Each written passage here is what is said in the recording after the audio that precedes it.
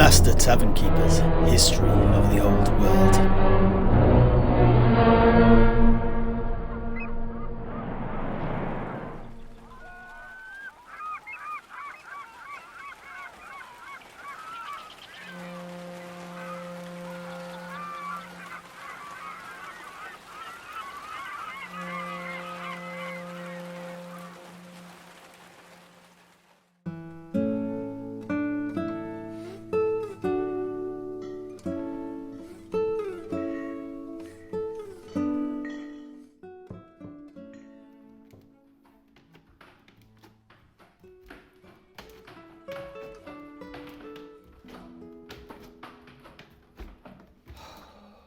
Well, that took a lot more effort than I thought.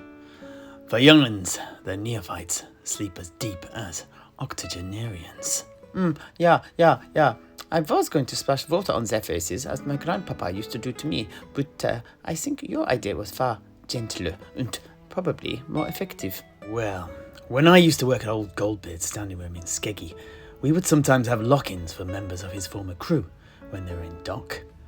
They were the grumpiest bunch of salty dogs who ever operated out of the dwarf seaport of Barak Var, but a fascinating lot nonetheless, and they had more anecdotes than a beastman has fleas. Anyway, after each of these all-nighters, the place was always filled with snoring dwarves who needed to be woken up and moved along so I could get to cleaning up the joint before the opening it up again just shy of noon. But let me tell you this, my dear knight, there is no power in the old world that could have got me to sprinkle water onto the face of a sleeping dwarf, especially one who ploughs the waves. At best, they'd probably have bitten off my nose. At worst, they'd have hacked off my whole head. Anyway, old Goldbeard taught me a better way. The lilting pacifier that is music. Oh, yeah. Well, your lute playing certainly did the trick on the neophytes. Sowieso, what was that tune that you were playing, by the way? The Drunken Sailor. It's another shanty I learnt on the Norse whaling boat I used to sail on. The old Orman Barden. Oh, yeah. Your Orman Barden. Now, what did that mean again? It was something like the hairy snake, wasn't it? Not quite. I think that is actually something else entirely. It actually means the bearded serpent in the common parlance. But the Drunken Sailor is a fine old tune, and it is not about any scion of the dark gods for a change. Maybe I'll play it in full for you all later on. I'll see how the mood takes me, eh? Anyway, let's prepare some food and drinks for the neophytes in readiness for their departure from the land of Nod and descent down the wooden hills to join us.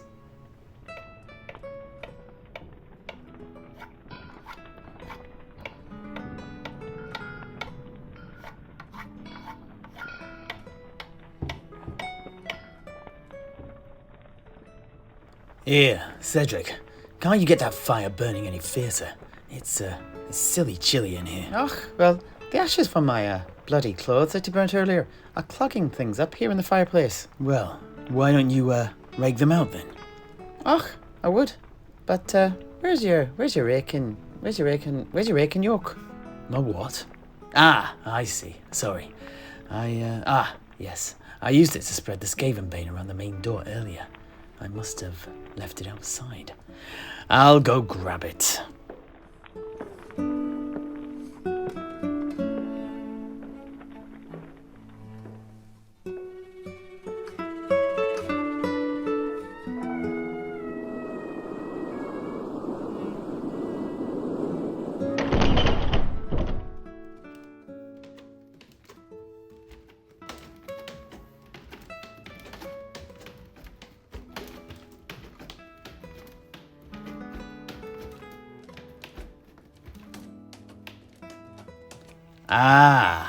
Neophytes. Welcome back to the world of the living. Grab yourselves one of the furs near the hearth. It's cold, you know. A fork also, and a dish. It is time to eat and warm yourselves. Here you go, Master Alchemist. let's see that fire burn. Och, and I bid you, young neophytes, a hearty welcome too. I will be joining you on this evening, but as a fellow learner, not your tutor. But for now, tuck in everyone. The broth is bubbling, and the cheeses are sweating.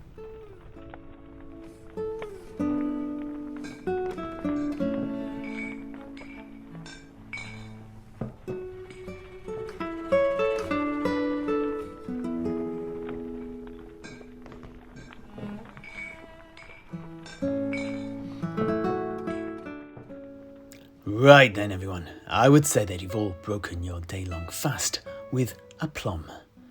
Feel free to now also refill your glasses and tankards with the beverage of your choice. Whilst you do that, I will begin. Now, where were we in the story of ancient Nehekhara? Ah, yes. We were discussing the histories and loyalties of the original city-states of Nehekhara at the start of the rebellion against the great Necromancer, Nagash. As I recall, we had explored the White Palace of Qatar under the leadership of King Nehekhara, the Lord of the Tombs, who was loyal to Nagash in Khemri.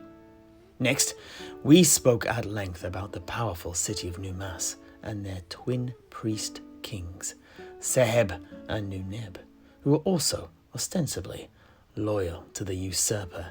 And then, just before we all retired to our beds, we spoke of dusty Zandri, the great fleet port, who remained under the control of Nekomet, the priest king of Zandri and slayer of Nagash's father, the old king of Khemri, Khetep.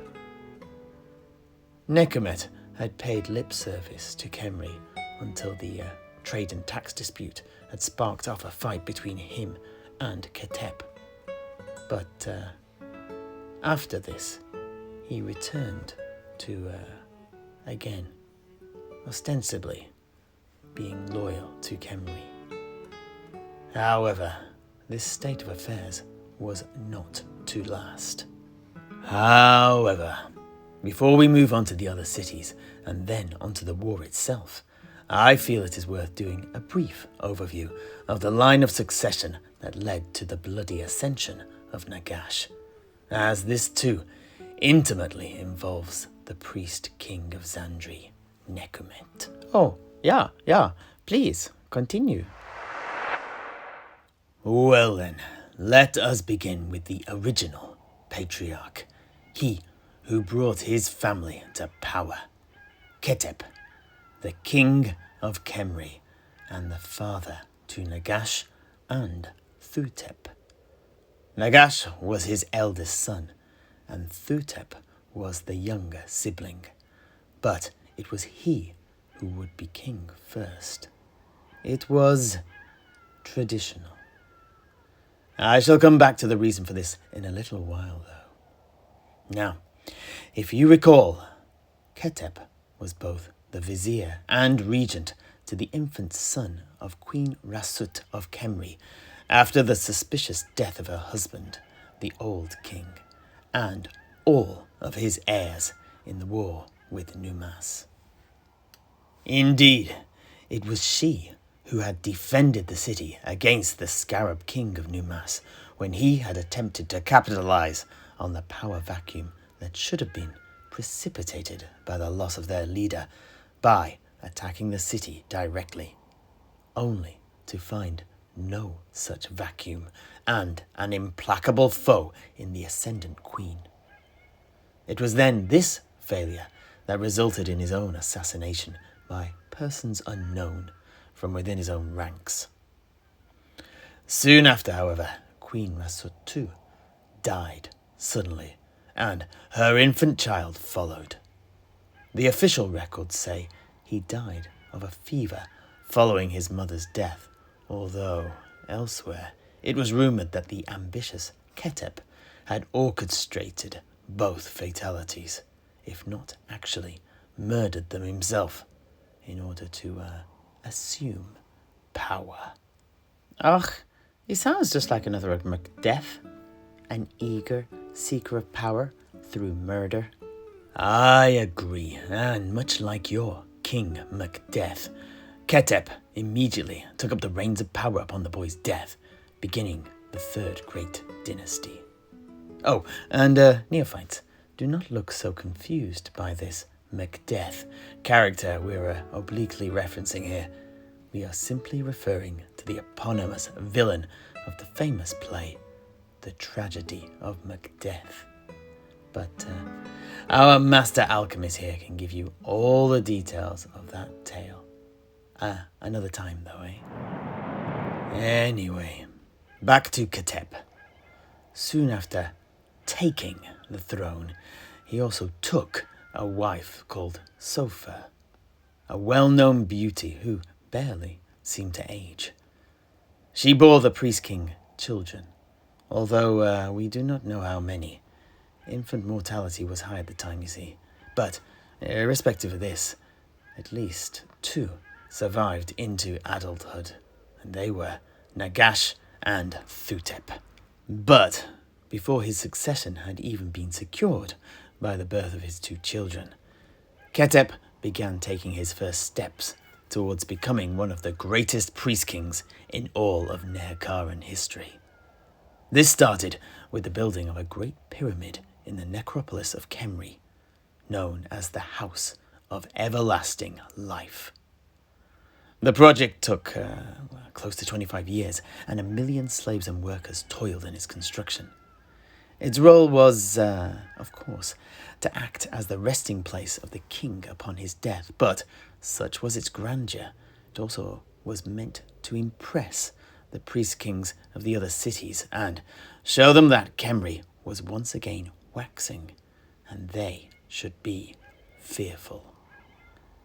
However, this was but a single prong of his strategy, for as construction progressed, Khetep himself, through guile, intimidation, alliance, and conquest, caused all the kings of Nehekhara to bow to him, unifying the country, even going so far as to quell the nomadic desert tribes with the infamous bandit-turned-advisor Gazid.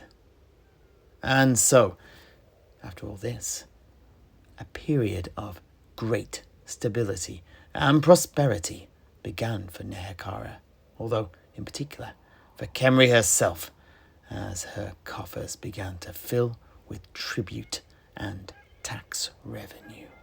By the completion of his great pyramid, all Nehekhara was firmly under Khetep's foot, and, as was traditional, he had the architect ritually strangled and entombed within his creation, a tradition we discussed at length when we talked about the wily architect Ramhotep. Anyway, its completion was timely, for at this very point, Khetep's chickens came home to roost, as we say back in Midland. It was exactly 1,968 years before the start of the imperial calendar when Khetep found a practical use for his great pyramid, as he was killed in battle by King Necromancer of mighty Zandri. The details that the Arabian scholar Ibn Jalaba told to me, gleaned from broken fragments of hieroglyphic writings from Zandri itself, seem to indicate that, in response to a trade dispute between Khemri and the royal household and nobles of Zandri, Khetep brought his army to the fleet port. Zandri, as we discussed, kept a large and ever-ready standing army and rode out to meet the king of Khemri. As ever, Khetep was protected by his fearless Ushabti, those imposing statues that, imbued with unlife through possession by the souls of fallen heroes, cut a swathe through their enemies with their gigantic 2-handed blades and shot down threats further afield with their great bows.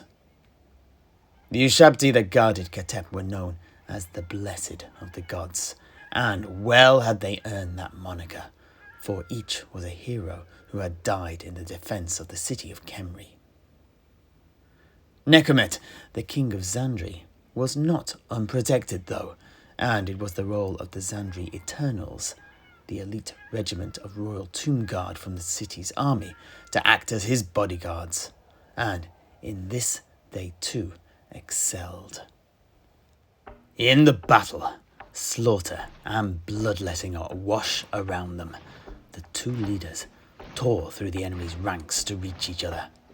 The more numerous Eternals fearlessly attacked the Ushabti, and although many of the Zandrians were killed, the arcane constructs were occupied enough to allow Necromancer to get into combat with Khetep. King fought with king. Blade struck blade, and blood was spilt. But as the fog of battle lifted, it was Khetep who lay dead at Necromancer's feet. The blame was laid upon the Ushabti that had failed to protect their charge. But I feel that the real blame belongs to Khetep himself, who was deftly outmaneuvered by Necromancer. Necromancer having not only provoked him to battle, but effectively chosen the battlefield where it would take place. That is the mark of a great statesman and the mark of a great warlord. Anyway, they were instructed by Gazid, now Grand Vizier of Khemri, to take their fallen king back to his tomb in the House of Everlasting Life and lay him to rest there. His wife, Sofa, distraught beyond words, went to pray at the temple of the god Jiaf, the deity of war and death, before joining Khetep in his tomb in death. The poison for the ritual provided by Khemri's Grand Hierophant of the mortuary cult, her eldest son, Nagash. What? He killed his own mother? Ah, well, the death of the spouse at the loss of the king was expected in those days. But yes, he did, in a roundabout way. However, don't worry, he's going to do much, much worse to those, friend and foe alike, who survived his father's death. Anyway, Queen Sofa imbibed the poison she received from Nagash before being led within, where her body was prepared for her long sleep by being wrapped in ritual bandages and placed within her sarcophagus beside the fallen king. After the king's death, it was his son, Thutep, the younger sibling, and not Nagash, that succeeded him.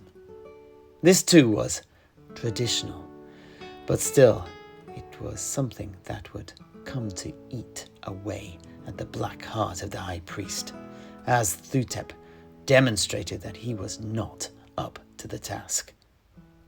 This would eventually cause Nagash to take steps to take the throne for himself and save Khemri. Oh, yeah. So he was the city's savior then? A debatable point. In his own eyes, yes. But in everyone else's, most definitely not.